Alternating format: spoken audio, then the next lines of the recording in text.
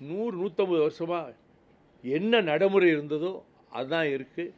இந்த இந்துத்துவக்காரர்கள் சொல்லக்கூடிய இடத்துல போய் திருவிளக்கு ஒளி சுடர் ஏத்துற வேலை கிடையவே கிடையாது. அது சிக்கந்தர் தர்காவை ஒட்டி இருக்கு. அதனால் இதுவரைக்கும் அந்த பிரச்சனையே கிடையாது. உச்சி பிள்ளையார் கோயிலில் சுடர் ஏற்றி வச்சுட்டு விளக்கு ஏற்றி வச்சுட்டு பக்தர்கள், முருக பக்தர்கள் மகிழ்ச்சியாக முருகரை வழிபட்டு வருகிறவர்கள் வந்து விடுவார்கள். சிக்கந்தர் தர்காவுக்கு போகிற முஸ்லீம்கள் அவங்க போயிடுவாங்க. ஒரு சின்ன சச்சரவு கூட வந்தது கிடையாது. ஒரு சின்ன மோதல் கூட வந்தது கிடையாது. ஆனால் தமிழ்நாட்டை எப்படியாவது அவர்கள் வடநாட்டிலே ராமர் கோயிலை வைத்து எப்படி பிரச்சனை பண்ணாங்களோ அது மாதிரி இங்கேயும் சமய மோதல்களை ஏற்படுத்தி விட்டலாமா? பெரும்பான்மையினர் இந்துக்கள் தானே, அவர்களை கவர்ந்து விட்டால் எலெக்ஷனை நம்ம ஜெயிச்சிடலாம். இந்த திட்டமிட்டு கொண்டு திராவிட பூமியாகிய, சமத்துவ பூமியாகிய, மனிதாபிமானமும் சகோதரத்துவத்தையும் ஆயிரக்கணக்கான ஆண்டுகளாக பாதுகாத்து வருகிற தமிழ்நாட்டில் அவர்கள் பிரவேசித்து விடலாம் என்று முனைகிறார்கள். நீதிபதி என்ன செய்யணும்னா, முதல்ல நீதிபதி பதவியை ராஜினாமா பண்ணிட்டு அவருடைய இந்துத்துவா மனதில் கொழுந்து விட்டு எரிகிற அந்த வெறித்தனத்தை அவர் அவங்களோட சேர்ந்துக்கிட்டு செய்யலாம். அந்த நீதிபதி நாற்காலியில் உட்கார்ந்துக்கிட்டு இதை செய்யக்கூடாது. இத்தனை வருஷமாக அங்கே ஒரு பிரச்சனை இல்லையே முஸ்லீம்களுக்கும் இந்துக்களுக்கும். அவர் மனதிலே இருக்கின்ற நஞ்சை, வெறுப்பை வெளியே கக்குவது போல இந்த தீர்ப்பை கொடுத்தார். அவர் மொத்தத்தில் நீதித்துறையிலும் மதவாத வெறி ஆங்காங்கு மேலோங்கி வருவதை எண்ணி நான் மிகவும் கவலைப்படுகிறேன்.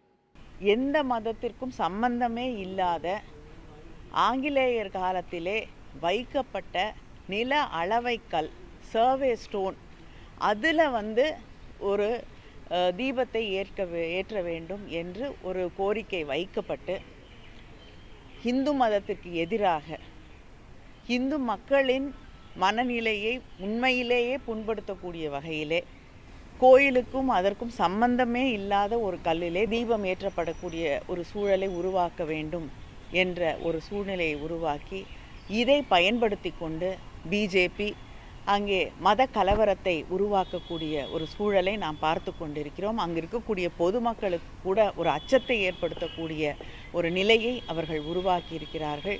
இது இன்னொரு அயோத்தியாவாக மாற்றிவிட வேண்டும் என்று அவர்கள் முயற்சி செய்து கொண்டிருப்பது தெள்ளத் தெளிவாக தெரிகிறது.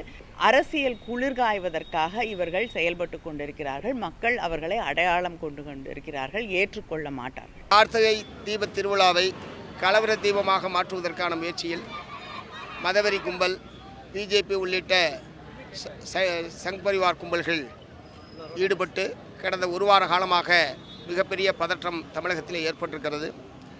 அவர்களுடைய இந்த தவறான நோக்கத்திற்கு உடந்தையாக மதுரை உயர்நீதிமன்ற நீதிபதி திரு ஜி.ஆர். சுவாமிநாதன் அவர்களும் செயல்பட்டிருப்பது என்பது துரதிர்ஷ்டவசமானது. எந்த ஒரு வழக்கம் இப்படி வந்தே பாரத் எக்ஸ்பிரஸ் வேகத்தில் நீதிமன்றத்தில் விவாதிக்கப்பட்டே இருக்காரு.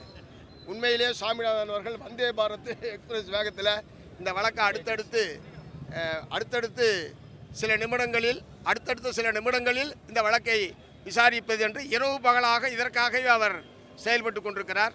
ஒரே காரணம், 26 சட்டமன்ற தேர்தல் என்பது வருகிறது. இந்த தேர்தலில் தமிழ்நாட்டில் எப்படியாவது பிஜேபி கூடுதலான எண்ணிக்கையில் வெற்றி பெற வேண்டும், அதிமுகவை பயன்படுத்தி எப்படியாவது ஆட்சி அதிகாரத்தை கைப்பற்ற முடியுமா என்கிற அரசியல் நோக்கம் தவிர அதிலே முருக பக்தி என்பது கடுகளவும் கிடையாது. ஆகவே பிஜேபியினுடைய அரசியல் உள்நோக்கத்திற்காக மதுரையை, திருப்பரங்குன்றத்தை அவர்கள் கலவர பூமியாக ஆக்கி கொண்டிருக்கிறார்கள். அதற்கு ஒருபோதும் மக்களை இடம் தர மாட்டார்கள். இங்கே இருக்கக்கூடிய மதச்சார்பற்ற சக்திகளும் அதற்கு இடம் தர மாட்டோம். கலவர பூமியாக தமிழ்நாட்டை மாற்றுவதற்கு ஆர்எஸ்எஸும் பிஜேபியும் முயற்சி செய்து கொண்டிருக்கிறது. 6 படை வீடு இருக்கிறது.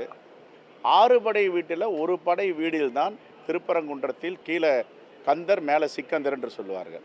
இது ஓராண்டு ஈராண்டு இல்லை, பல நூறாண்டுகளாக கீழே கந்தர், மேலே சிக்கந்தர் இதுதான் சொல்லி கொடுத்திருக்கிறார்கள். ஆனால் 6 படை வீடில் பழனியில் விளக்கு தீபம் ஏற்றுவதற்கு முயற்சிக்கவில்லை, திருத்தணியில் முயற்சிக்கவில்லை, பழமுதிரி சோலையில் முயற்சிக்கவில்லை, பழனியில் முயற்சிக்கவில்லை, திருச்செந்தூரில் முயற்சிக்கவில்லை. ஏன் திருப்பரங்குன்றத்தில் மட்டும் இந்த ஆர்எஸ்எஸ் பிஜேபியும் இந்து முன்னணியும் முயற்சிக்கிறார்கள் என்றால் கலவரத்தை உருவாக்க வேண்டும், கலவர பூமியாக தமிழ்நாட்டை மாற்ற வேண்டும் என்று இவர்கள் நினைக்கிறார்கள். அதை ஒருபோதும் தமிழ்நாடு அரசும் மாண்புமிகு முதலமைச்சரும் இடம் கொடுக்க மாட்டார்கள். தீபம் ஏற்ற போனது யார்? உள்ளூர்கார் ஒருத்தர் சொல்லுங்கள் பார்ப்போம். எல்லாம் வெளி மாநிலங்களிலிருந்து இம்போர்ட் பண்ணுறாங்க, வெளி மாவட்டத்திலேருந்து இம்போர்ட் பண்ணுறாங்க. இதெல்லாம் எவ்வளோ வன்மையாக கண்டிக்கத்தக்கது. இதுக்கு பேர் மனித நேயமா? இதுக்கு பேர் மத நல்லிணக்கமா? எல்லா ஊர்லேயும் கலவரத்தை ஏற்படுத்தியாச்சு. தமிழ்நாட்டில் எப்படியாவது கலவர பூமியை மாற்றணும்னு பாஜக முயற்சி செய்து ஒருபோதும் தமிழ்நாட்டில் இருக்கின்ற ஜனநாயக சக்திகள் இதற்கு இடம் கொடுக்க மாட்டார்கள்.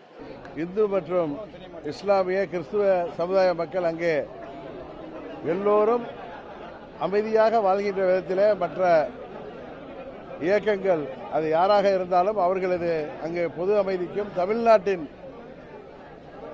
பொது அமைதிக்கும் மத நல்லிணக்கத்திற்கும் இடையூறு வருகின்ற விதமாக எந்த ஒரு அரசியல் கட்சியோ இல்லை அமைப்போ செயல்படக்கூடாது என்பதுதான் அனைத்து தமிழ்நாட்டு மக்களின் விருப்பமும். எந்த ஒரு இடைஞ்சலையும் யாரும் ஏற்படுத்துவதை தயவு செய்து தவிர்த்து விட வேண்டும். தமிழ்நாட்டு மக்கள் இது போன்ற அரசியலை உறுதியாக ஏற்க மாட்டார்கள். உடனுக்குடன் செய்திகளை தெரிந்து கொள்ள சன் நியூஸ் பெல் ஐகானை கிளிக் பண்ணுங்க.